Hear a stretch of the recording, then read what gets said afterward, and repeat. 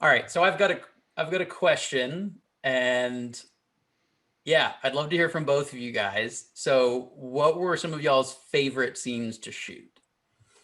Kate, you want to kick it off? Oh, you can go. Oh, sure, put me on the spot. Um, so, one of my favorite scenes to shoot was actually the initial heist action of them breaking into the lobby, and really that's because Christian and I early on talked about how the audience and the camera were going to be one of the bank customers, right? Like you as the audience are sitting there with them. And as the chaos builds, so does the camera movements, and as it comes back down, so does the camera. So what we did with that scene was we actually threw it on the Movi, so I can kind of move around the scene, follow the bank robbers into the lobby. And one of my favorite things to do was when they said everybody get down on the ground and the actors start going down. I take the movie and I'm going down with it, and I'm getting that close up of people face to face on the ground, kind of feeling that fear of the unknown. And that's kind of I really enjoyed doing that.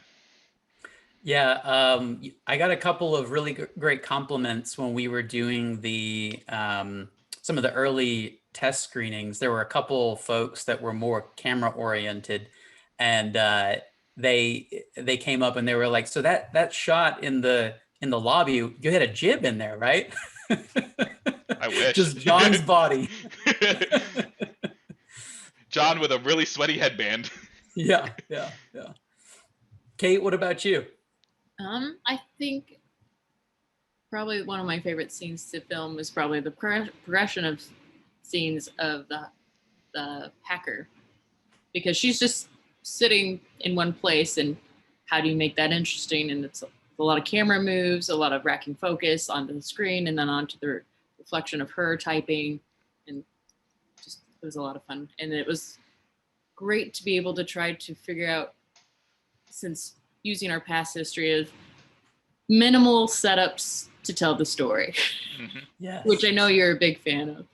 Yes, yes.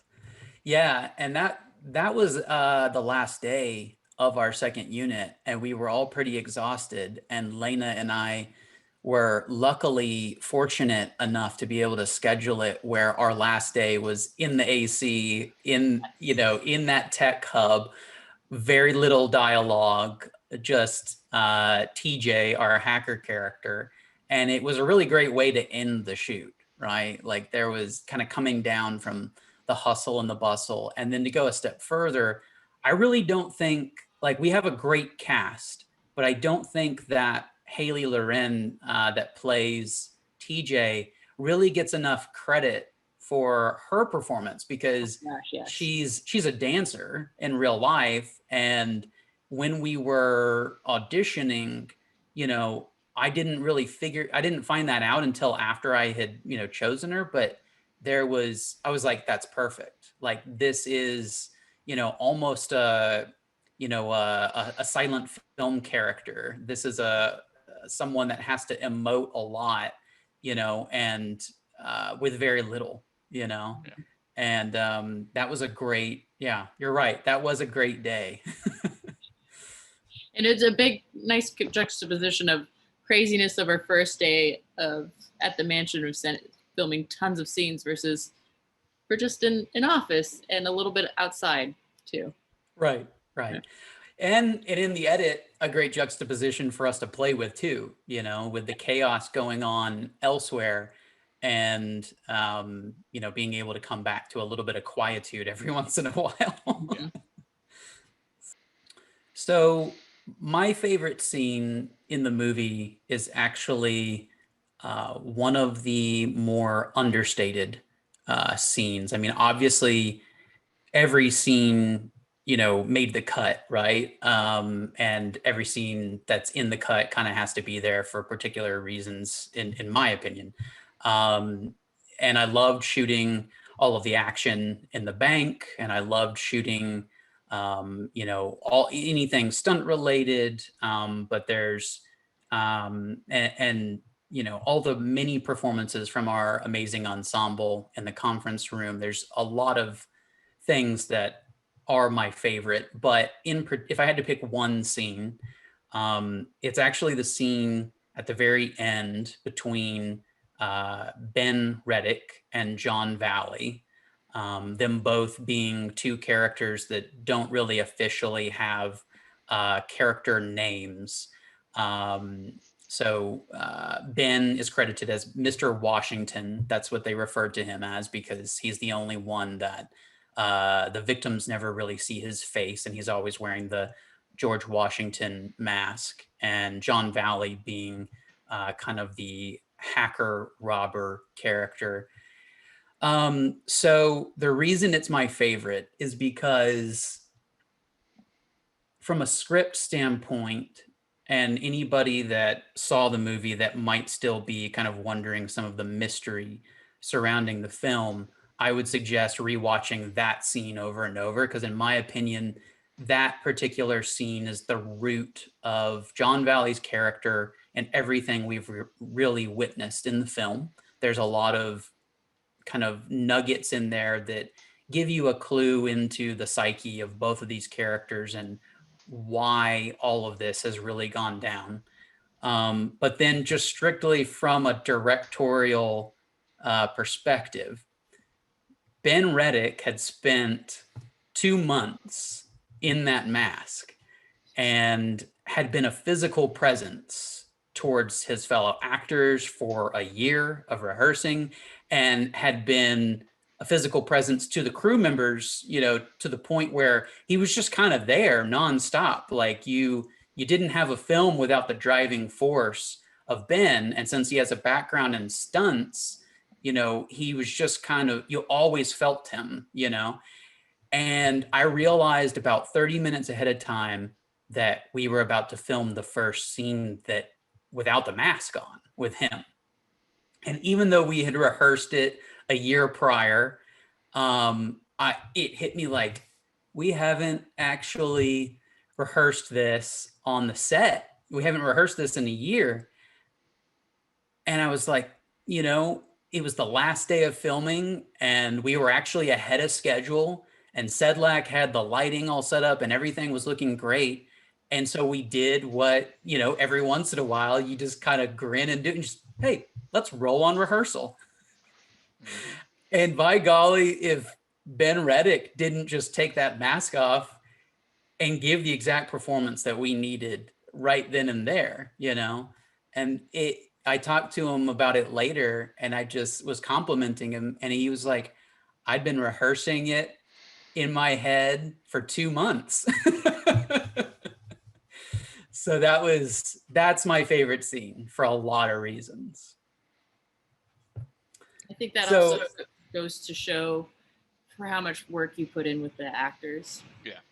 For how much rehearsal time you put in, both, you know, you do a bunch of read-throughs, you do rehearsals off location and on location, and that really speaks to what an actor's director that you are. But not only are you an actor's director, you're also a very visual director in that you are very involved from start to finish, and you look at the film in every angle, literally. Yeah, and I'm learning to let go. I'm learning, you know, like, because the last thing I want to do is be somebody that's always looking over someone's shoulder, right? See, I appreciate, because then I make- can hand you the movie when I need a break. Hey, and you did, and there actually were some scenes in the conference room where I did shoulder mount, and I love that. I mean, I love, you know, giving somebody a break and being able, you know, because I've done as somebody who's had to, you know, do it all, you know, being kind of a freelancer in Austin, Texas for the past 10 years, you know, it's freeing to get in there and do something where muscle memory comes in, and, you know, you're seeing the scene from a new light. But yeah, I mean, to your point, like I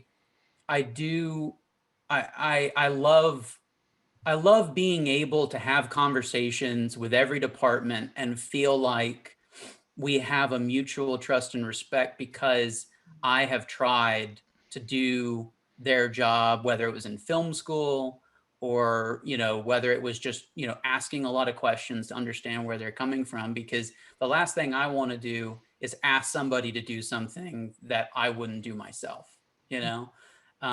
So thank you for that compliment. But yeah, I feel like the best way I can be a collaborator is by understanding everybody's job, you know, and giving them the freedom to do their job the best way they can. So yeah.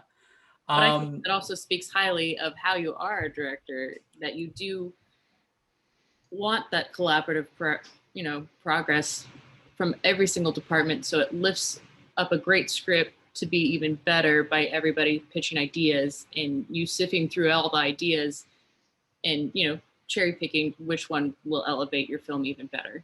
Yeah. Sure. Yeah. Yeah. I mean, at the end of the day, that's all we can really do, right? You know, because you can't please everybody. You can't please everybody on set. You can't please everybody, you know, in the theater or at home, wherever they're watching.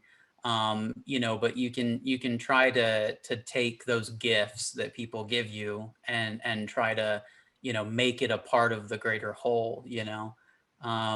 Yeah, yeah. I agree. And yeah, I mean, I do have to give a lot of credit to not only our crew who had amazing ideas along the way, you know, but um, I guess from a writer director standpoint, I think obviously every project is different. And there may be something that I do further down the road that's highly scripted and in a little more locked in place. But I've found over the course of trying to find this first film that I feel like if I could go back in time to that guy that did that 23-minute long take with you, Kate, you know, as the UT, you know, senior thesis, I would tell him, like, you know, let go, because you don't have to have all the answers, right? Like, you can have a great idea and a great script, but recognize a good idea when somebody has it and congratulate them on having that great idea. And then we all continue to build this ship together, you know, and put it out on the waves and make sure that it finds its path, you know. Because I just feel like, you know, it's not uncommon, and you know this, you both know this, it's not uncommon for us to do one take, fully scripted, word for word, they got it, and then, hey, John Valley, what, you know, you don't have to use the exact words, just give me the feeling. You know, give me the feeling we're looking for. And you know, it's those gifts, they give you those gifts, and you just gotta, and it really comes down to run with the it. 6 months of rehearsal that we did of them living those characters and treating it like a stage play. They are in their heads, so they can improv. I mean, also they're great improv actors as well, but they can improv and still hit the nail on the head with the emotion and the thoughts behind everything. Absolutely. Absolutely. Yeah, they were their characters. Yeah. Yeah. Well, and having such a unique, diverse ensemble in so many ways helped us in so many different ways, because you've got people like Amanda Erickson, who has done a lot of theater, but is not necessarily, doesn't have an improv background. Yeah. And then you have people like Nathan playing Colin, who has a ton of, you know, theater improv experience. And so while he's the kind of straight man of the piece, it was not uncommon for me to lean really hard on Nathan to like mix it up. You know, we would do more takes with Nathan than anybody else. And unbeknownst to him, it was actually more about him feeding off of other people and getting me reactions of other people at the table based on his riffing, you know. And not everybody really knew that, because when you have two cameras set up and they're living it, you know, I didn't want to go up and say, hey, now we're going to let Nathan just riff and I'm going to try and get a reaction out of you people. But it helped. It was a tool that we really well, he knows now. mined. Yeah.